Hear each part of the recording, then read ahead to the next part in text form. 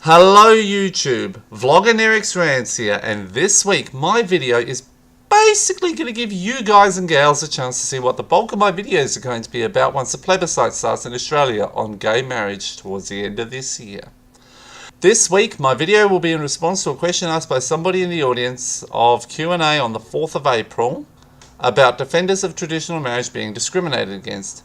I have no idea what's going on in this guy's head to make him ask this question, but I'll play the first clip, answer and rebut his question, then the second clip I will air and I will follow it up with more rebuttal, and then at the end of this I will conclude with a few comments about the panel's responses to the question. So with all of that out of the way, let's begin with the video. In the same-sex marriage debate, supporters of traditional marriage are being labelled as discriminatory or bigots.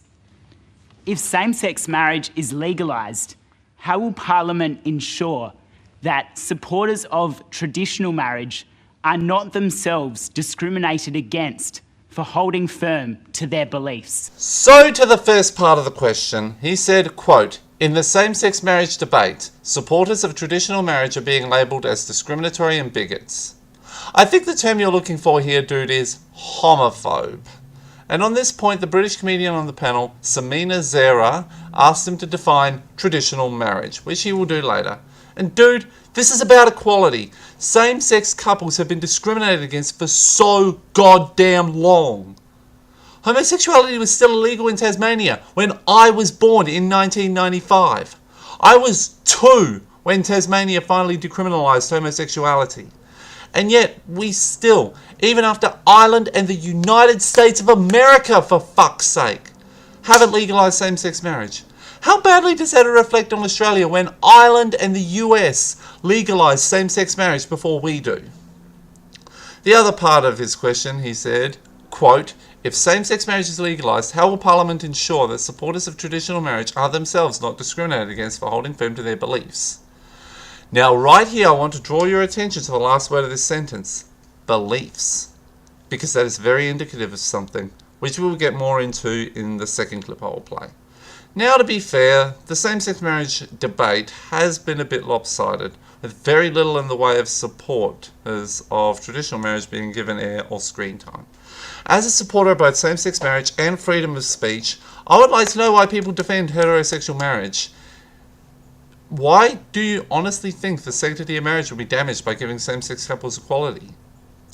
Do you think that heterosexual marriage will somehow be criminalised if same-sex marriage is made legal?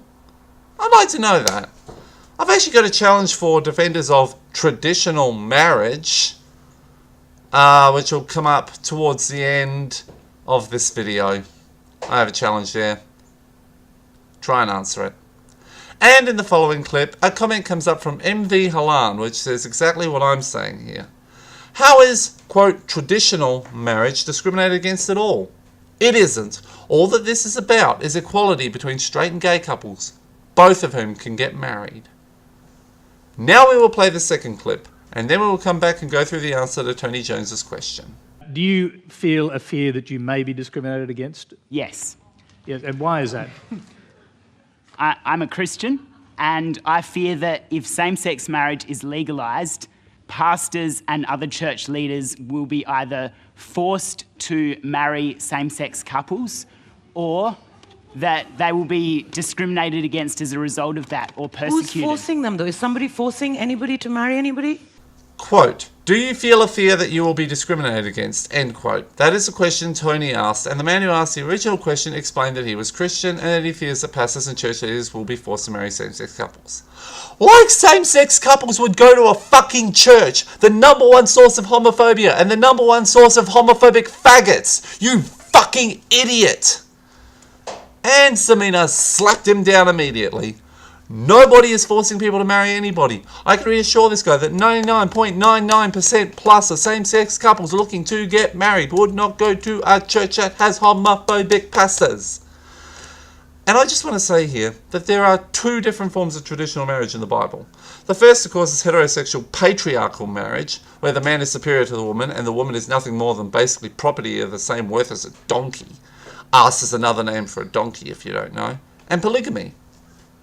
Why polygamy? Because a significant number of significant figures in the Bible have had more than one wife. To name just a few: Abraham, Moses, Jacob, Daniel, and Solomon. They all had more than one wife. Something else to add to this. Just because same-sex couples are going to be allowed to marry does not mean that straight couples will be persecuted. Again, it's all about equality. Now at this point, I want to issue a challenge to those people who defend, quote, traditional marriage. Can you please give me a non-speculative or non-slippery slope reason why gays shouldn't marry? I'm curious. I haven't heard one. I have not heard a single one.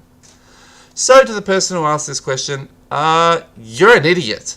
Not for your beliefs, that's separate, but for your paranoid fear of persecution for defending traditional marriage. I can assure you that your fears are completely unfounded. Now, before I go, I do want to say that I was very surprised to hear that Christopher Pine supports same-sex marriage, even if it is for a different reason to why most people support same-sex marriage.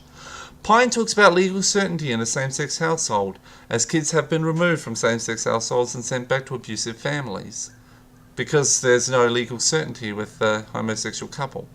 Do you know who else has changed his views on marriage equality?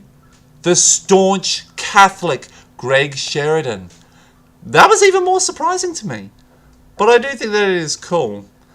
It is nice to see views changing, albeit slowly, among religious people.